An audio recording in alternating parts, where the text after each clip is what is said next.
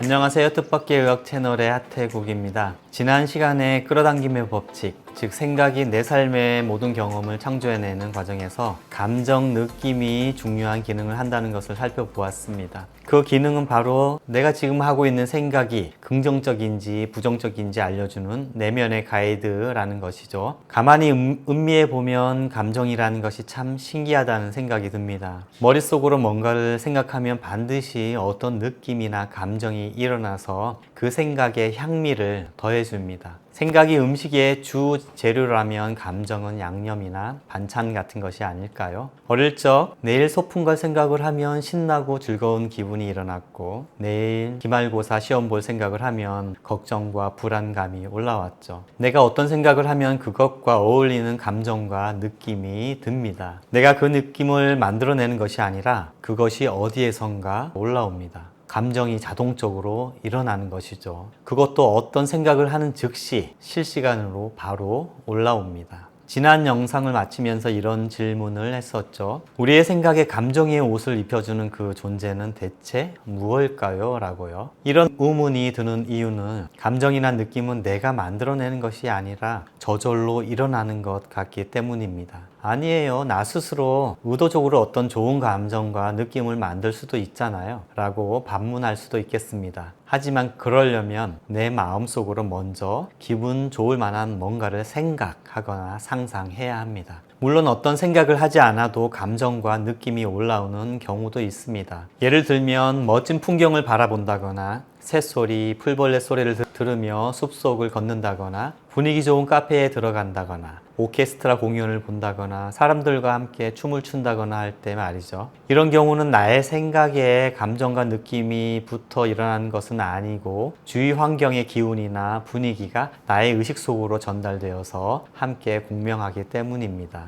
여하튼 이 경우도 감정과 느낌의 기원은 나의 표면의식이 아닌 것이 분명합니다. 그렇다면 진정 내 생각에 감정의 옷을 붙여주는 그 무엇은 무엇일까요? 내가 생각하는 즉시 감정의 옷을 입혀주는 걸 보면 항상 가까이 있는 것 같은데 보이지도 않고 만져지지도 않는, 그런데 문득문득 나를 지켜보고 있는 듯한 그 눈빛이 어렴풋하게 느껴지기는 합니다. 그것은 과연 무엇일까요? 나란 존재를 몸과 마음에 한정하지 않고 그것들을 넘어 바라본다면 그 정체를 알아볼 수 있습니다. 나란 존재는 몸, 마음, 영혼이라는 세 의식 차원의 삼위일체입니다. 내 몸과 내 마음은 알겠는데 영혼은 있는지 없는지 알쏭달쏭합니다. 그런데 그 감정의 옷을 입혀주는 존재가 몸도 아니고 마음도 아님을 이해한다면 논리적으로 제3의 존재를 수배할 수밖에 없겠죠. 감정은 내면의 가이드다 라고 할 때 그 내면의 존재가 몸도 아니고 마음도 아니라면 이제 남은 것은 단 하나밖에 없습니다. 영혼, 스피릿 말이죠.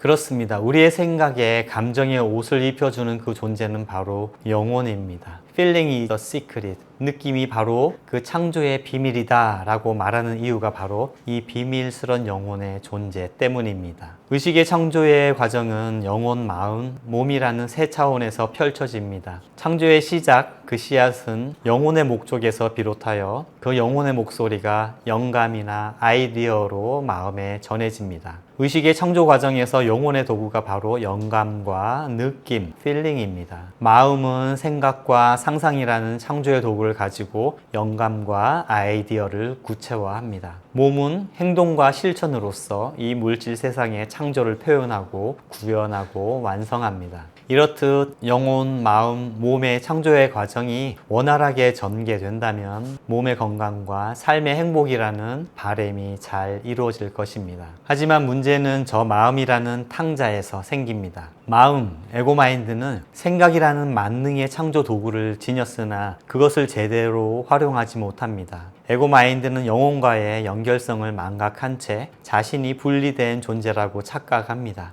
이런 분리의식은 두려움과 결핍의 의식을 낳고 두려움과 결핍의 사고는 질병과 가난의 현실을 창조합니다. 에고마인드는 끊임없이 부정적인 잡생각에 사로잡혀 있습니다. 그런 생각들이 모두 다 창조된다는 것을 알지 못한 채 말이죠. 에고마인드의 부정적인 생각들이 신체의 신경 내분비 시스템을 통해 몸에 스트레스 반응을 일으켜서 질병을 야기한다는 것을 알지 못한 채 말이죠. 하지만 영혼은 다 알고 있습니다. 우리의 본질은 완전하고 조화로우며 분리되지 않은 하나의 완전체라는 진실을요. 이 세상은 풍요롭고 사랑과 자비로 운영된다는 진실을요. 질병과 가난과 고통은 에고마인드의 착각과 환영이라는 사실을요. 그래서 영혼은 에고마인드에게 끊임없이 메시지를 주어서 가이드를 하려고 합니다. 감정과 느낌, 이것은 바로 영혼이라는 내면의 존재가 일러주는 메시지입니다. 영혼은 에고마인드의 생각을 실시간으로 모니터링해서 영혼의 목적에 부합되는 긍정적인 생각은 긍정적인 감정과 느낌으로, 그렇지 못한 부정적인 생각은 부정적인 감정과 느낌으로 알려줍니다. 그렇습니다. 감정은 분명 내면의 가이드이지 우울증이나 불안증처럼 그것 자체가 질병이 되는 것은 아닙니다. 그 메시지를 잘 읽고 잘 활용하면, 다시 말해 영혼의 본성과 불일치 않은 에고마인드의 생각들을 바꾼다면 긍정적인 현실을 창조할 수 있습니다. 제가 몇 번 언급했던 책 신과 나눈 이야기에서 이 문장을 발췌해 보았습니다. Feelings are the language of the soul. 느낌은 영혼의 언어이다. 그래서 feeling is the secret. 느낌이 바로 그 비밀이다 라고 말하는 것입니다. 에고마인드의 커뮤니케이션 수단이 말, 언어라면 영혼의 커뮤니케이션 수단은 이 느낌이라는 것이죠. 영혼의 가이드, 영혼의 목소리를 잘 들으려면 내면의 느낌에 귀를 기울이는 게 좋습니다. 하루 종일 오만 가지 잡생각에 빠져있는 에고마인드는 영혼이 주는 이 느낌들에 주의를 기울일 여력이 없겠죠. 한마디로 대부분 우리 인간은 영혼과 통신 단절되어 있습니다. 아무리 심리 치료를 하고 생각을 바꾸고 마인드 컨트롤을 한다고 해도 영혼과 접촉하지 않으면 문제가 해결되지 않습니다. 반대로 영혼과 접촉하고 영혼의 목소리를 잘 듣는다면 내 삶의 모든 문제들이 자연스럽게 해결될 것입니다. 현실에서 긍정적인 창조를 하려면, 또 마인드 컨트롤의 함정에 빠지지 않으려면 에고마인드의 한계를 인정하고 영혼의 도움을 받아야 합니다. 내 마음 에고마인드는 부처님 손바닥에서 벗어나려고 발버둥 치는 손오공과 같습니다. 스스로 똑똑하고 잘났다며 교만에 빠진 손오공이었지만 아무리 묘수를 부려도 부처님 손바닥에서 벗어날 수가 없었죠. 내면의 목소리, 영혼의 느낌을 잘 듣는 것이 핵심 포인트입니다. 에고마인드의 소망이 아무리 긍정적인 것이라 할지라도 그것이 영혼의 목적과 일치하지 않으면 창조되지 않을 수 있습니다. 영혼과 마음의 일치를 이루면 어떤 일도 자연스럽게 일어날 것입니다. 건강도 풍요도 행복도 모두 나의 영혼,